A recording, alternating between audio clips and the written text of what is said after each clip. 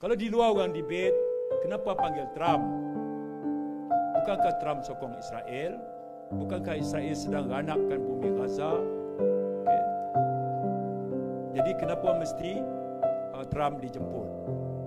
Itu sekarang sedang berlaku perbincangan lah di luar. Macam-macam sudut pandang lah. Okay, ya. Malaysia tahun ini pengurusi ASEAN. Kita membawa pendirian konsensus negara ASEAN. Ya. Kita mungkin ada pendirian kita sendiri.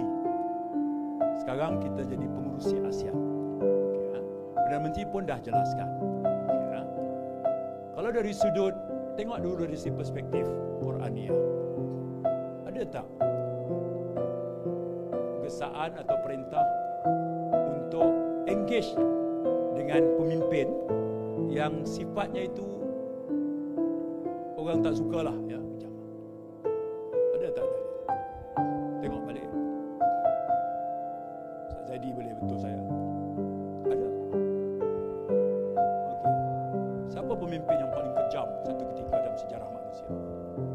Contoh banyak dalam Quran. Firaun. Firaun ni demam pun tidak, batuk pun tidak, bersin pun tidak. Sampai dia mengaku dia Tuhan. Ana rabbukumul a'la. Aku Tuhan dia. Sampai tahap tu. Apa dia polisi dia pada masa tu? Bunuh semua anak lelaki.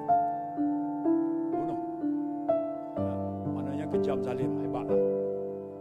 Tak ada tandingan lah. Quran cerita begitu. Kalau jahat macam Firaun. Kalau kaya, tamak, haloba macam Qarun. Okey. Tapi kalau pemimpin kejam zalim buat apa saja, awal lagi pemimpin kejam zalim belum lagi habis dia sokong dah. Itu Haman. 3 watak. Pemimpin buat silap, tak dah habis lagi sokong. Aku belum habis lagi. Aku tahu kamu akan cakap betul. Sampai tahap tu. Jadi Haman dicerita dalam Quran, Qarun dicerita dalam Quran. Qarun cerita dalam Quran ini gudang hartanya saja. Gudang harta. Anak kunci gudang harta. Anak kunci. Bukan harta dia, harta bolang gudang. Anak kunci. Tak mampu dipikul oleh lelaki paling gagah masa itu. Punya banyak.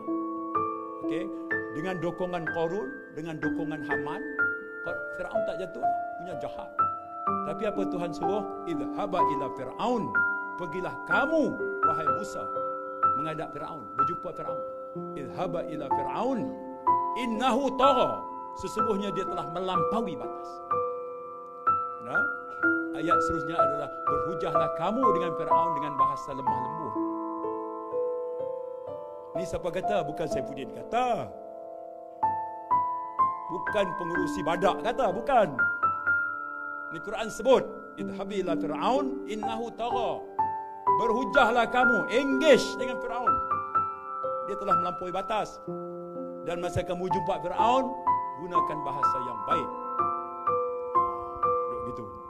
Ya. Itu Pak Hamka masa dia kupas ayat ini dalam tafsir Al-Azhar dia. Masa itu ramai juga golongan agamawan di Indonesia kritik keras terhadap Presiden Indonesia. Masa kesal lah. Pak Hamka ulahlah ayat ni. Buya Hamka. Dia kata gunalah bahasa yang baik sebab Presiden kita tidaklah sejahat Firaun. Dan kamu yang nak betulkan itu pun tidaklah sebaik Nabi Musa. Apa yang susah sangat nak guna bahasa elok? Baik. Jadi dalil kita tu ada. Ya, makna engage.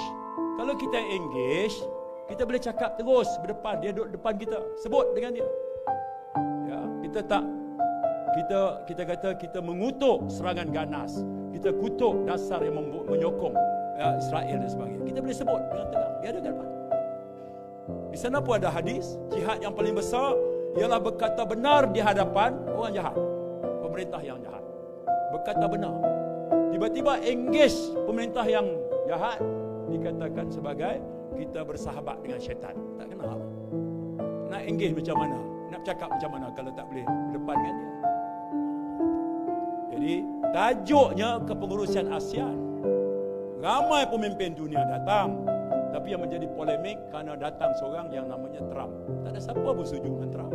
Tak ada siapa setuju dengan dia. Ya. Jadi hadir dia dalam konteks politik antarabangsa Perdana Menteri mewakili bukan Perdana Menteri Malaysia. Dia mewakili pengurusi ASEAN. Dia ketua kepada 10 negara. Dia ketua kepada satu rantau ikatan dengan 680 juta penduduk. Yang saiz ekonominya besar dan robust, yang relatifnya dianggap sebagai stabil. Jadi dia boleh cakap sebagai suara ASEAN di hadapan pemimpin dunia yang lain, termasuk Amerika, termasuk China, termasuk India, termasuk Rusia, termasuk Brazil. Dia nak sampaikan sebagai pengurusi ASEAN, dan kita akan jadi tuan rumah. Itu konteks kita.